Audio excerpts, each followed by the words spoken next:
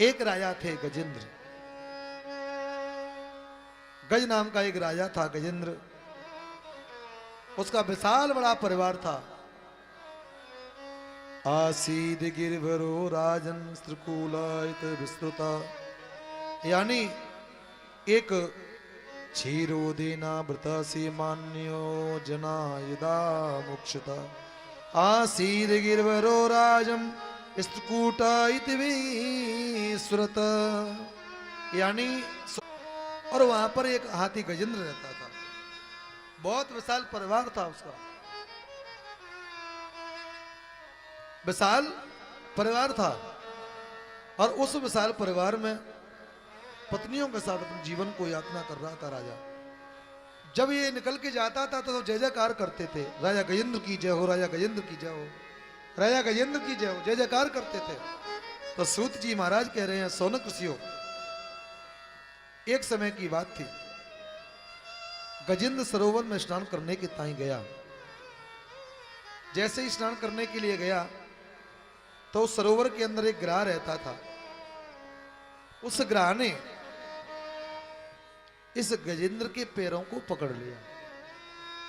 लेकिन राजा गजेंद्र के अभिमानी राजा था,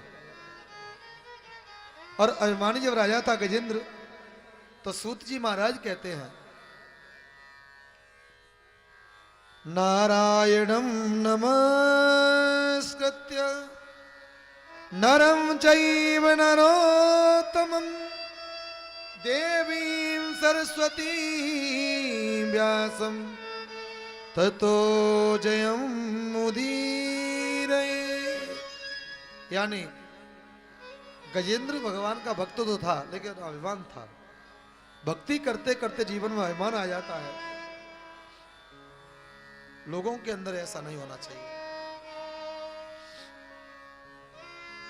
जैसे ही गजेंद्र स्नान कर रहा था, उस ग्राह ने पैरों को पकड़ लिया। विचार किया कोई छोटा जीव जंतु कोई होगा, तो जब उसको पता लगेगा तो मेरे इसको छोड़ देगा।